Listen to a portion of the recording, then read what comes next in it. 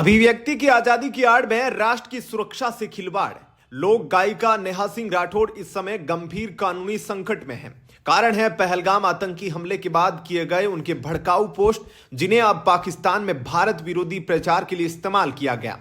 Police की तरफ से 2 नोटिस, हाईकोर्ट का आदेश, लेकिन नेहा सिंह राठौड़ लगातार कानून से भाग रही है।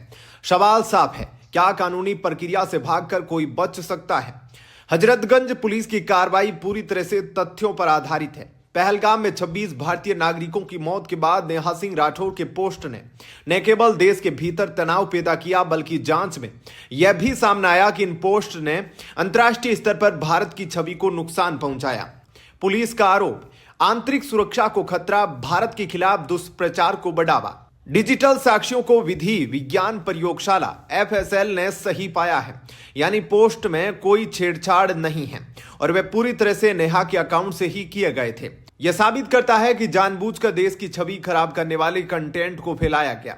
जब कानून का शिकंजा कसना शुरू हुआ तो नेहा सिंह राठौड़ ने अग्रिम जमानत के लिए हाईकोर्ट का रुख किया। कोर्ट ने उन्हें पुलिस के सामने पेश होकर बयान दर्ज कराने का सीधा आदेश दिया था, लेकिन उन्होंने क्या किया?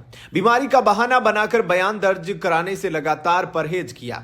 न्यायालय का रुख, अग्रिम जमानत याचिका खारिज, पुलिस एक्शन, गिरफ्तारी के लिए 2 विशेष टीमें भी गठित।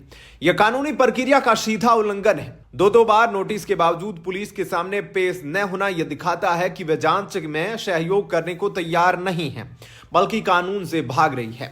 इसलिए अब पुलिस ने उनकी गिरफ्तारी के लिए विशेष टीमों को सक्रिय कर दिया है। कानून से भागने वाले किसी भी व्यक्ति को छोड़ा नहीं जाएगा।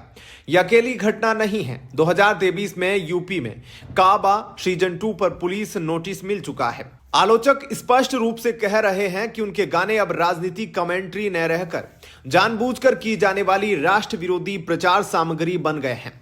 पुलिस का वक्तव्य, गिरफ्तारी के बाद पहलगाम मामले के साथ साथ उनके अन्य पुराने विवादित पोस्ट की भी गहनता से पड़ताल होगी।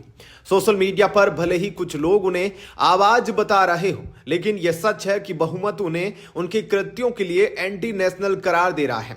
भारत जैसे लोकतांत्रिक देश में अभिव्यक्ति की आजादी की एक सीमा होती है और राष्ट्र विरोधी गतिविधियों में इसका इस्तेमाल कतई बर्दाश्त नहीं किया जा सकता। कानून स्पष्ट है, कोई भी व्यक्ति चाहे वह कितना भी लोकप्रिय क्यों न हो, देश की सुरक्षा और कानून से ऊपर नहीं है। पुलिस की यह सख्त कार्रवाई संदेश देती है कि कानून का शिकंजा हर हाल में जकड़ लेगा। क्या आप मानते हैं कि कानून से भागने वाले हर व्यक्ति पर ऐसी ही सख्त कार्रवाई होनी चाहिए? अपनी राय कमेंट में जरूर बताएं और इस महत्वपूर्ण अपडेट के लिए हमारे चैनल को सब्सक्राइब भी कर लीजिएगा। धन्यवाद।